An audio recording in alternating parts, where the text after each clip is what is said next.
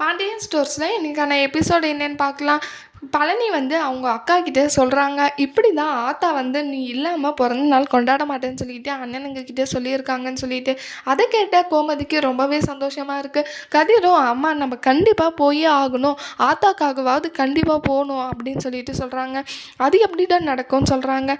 அங்கே என்ன வேணால் நடக்கட்டும்ப்பா, நம்ம குடும்பத்தோடு எல்லாருமே போயிட்டு வரலாமான்னு சொல்லிட்டு சொல்கிறாங்க. அதை கேட்ட சுகன்யாவுக்கு வந்து உடனே அங்கே போயிட்டு சக்திவேல் முத்துவேல் கிட்ட சொல்லி ஆகணும்னு சொல்லிட்டு உடனே சக்திவேல் வீட்டுக்கு வராங்க. அங்கே போயிட்டு எல்லாருக்கிட்டையும் இந்த விஷயத்த சொல்கிறாங்க.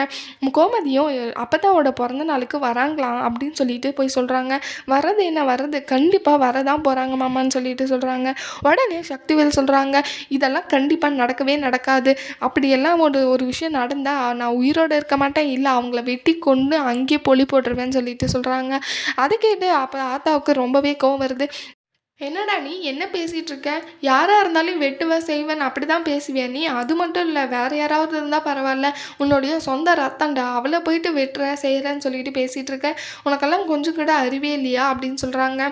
என்னுடைய ஆசை கடவுளுக்கே கேட்டிருக்கு, அதனால தான் கோமதி மூலிமா அவளே வரேன்னு சொல்லியிருக்கா அப்படின்னு சொல்கிறாங்க. அதுக்கப்புறம் அவளுக்கு கூட தான் எவ்வளோ கோவம் ஆசை பாசம் எல்லாம் இருந்திருக்கு. குமார் பண்ண வேலையெல்லாம் அவளுக்கு எவ்வளோ கோவம் இருந்திருக்கும், ஆனாலுமே எனக்காக அவள் வரேன்னு சொல்லிட்டு யோசிச்சிருக்கால, அதுவே எனக்கு போதும் அப்படின்னு சொல்லிட்டு சொல்கிறாங்க. அவளை மாதிரி இறங்கி வர்றதா இருந்தால் நீங்கள் இந்த பிறந்த நாளில் நல்லபடியாக கொண்டாடணும்னு நினச்சா நீங்கள் கொண்டாடுங்க, அப்படி இல்லை இந்த மாதிரி தான் வெட்டுவேன் குத்துவேன்னு சொல்லிட்டு இப்படியெல்லாம் பண்ணிட்டு இருந்தீங்கன்னா எனக்கு இந்த பிறந்த நாளே வேணாம், யாருமே 75வது பிறந்த நாள் கொண்டாடினே இது இல்லையா, எனக்கு மட்டும் எதுக்கு இந்த மாதிரியெல்லாம் பண்ணிகிட்ருக்கீங்க, 75வது பிறந்த நாள் தானே வந்தால் வந்துட்டு போகுது, நான் அப்படியே நார்மலாக இருந்துட்டு அப்படியே போயிடுறேன் அப்படின்னு சொல்லிட்டு சொல்கிறாங்க.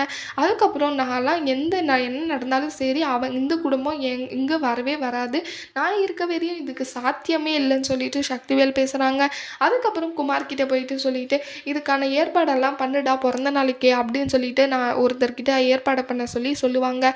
மீனாவை ஆஃபீஸ்லேருந்து கூட்டிகிட்டு வரதுக்காக செந்தில் வராங்க ஒரு ஆட்டோவில். அதுக்கப்புறம் மீனாவும் செந்திலும் கோட்ரஸ்க்கு வந்து சேர்றாங்க. அப்போ வந்து இருக்கிற திங்ஸ் எல்லாம் பார்த்துட்டு மீனா ஷாக் ஆகுறாங்க.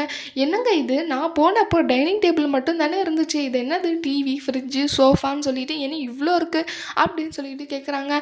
ஆமாம், நீ தான் நான் வரேன்றதுக்குள்ளே நீ தான் கிளம்பி போயிட்ட ஆஃபீஸ்க்கு, காலையில் சாப்பாடுமே செஞ்சு தராமல் போயிட்ட, என்ன இப்படி பண்ணுற நீ அப்படின்னு சொல்லிட்டு செந்தில் கேட்குறாங்க. நீங்கள் தானே வர சொன்னீங்க, அதனால நீங்களே சமைச்சு நீங்களே சாப்பிடுங்க, வீடெல்லாம் நீங்களே க்ளீன் பண்ணிக்கோங்க அப்படின்னு சொல்லிட்டு மீனா சொல்கிறாங்க. என்ன மீனா சொல்கிற, இப்படி யாராவது பண்ணுவாங்க அப்படின்னு சொல்கிறாங்க. இப்போ எதுக்கு இந்த சோஃபா ஃப்ரிட்ஜு டிவின்னு சொல்லிட்டு எதுக்காக இந்த மாதிரி வாங்கியிருக்கீங்க, அது உங்களோட சொந்த காசில் வாங்கியிருந்தா கூட பரவாயில்ல, மாமா கொடுத்த பணத்தில் எதுக்கு வாங்கினீங்க, அது மட்டும் இல்லாமல் அது எதுக்கு கொடுத்தாங்கன்னு இருக்கீங்க, இதெல்லாம் வாங்குறதுக்காகவா, இல்லை லோன் அடிக்கிறதுக்காக தானேன்னு சொல்லிட்டு சொல்கிறாங்க. அதில் பணத்தை மீதி வச்சுருக்கீங்களா இல்லை மொத்தத்தையும் காலி பண்ணிட்டீங்களான்னு சொல்லிட்டு மீனா கேட்குறாங்க.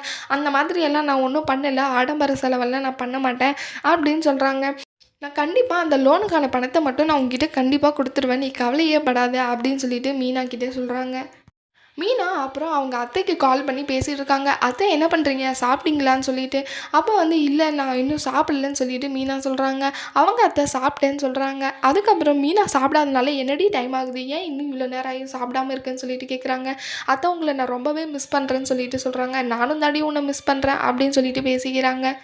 அப்புறம் ஏன்டி இன்னும் சாப்பாடே சாப்பிடாம இருக்கேன்னு சொல்லிட்டு மீனா கிட்டே கேட்குறாங்க.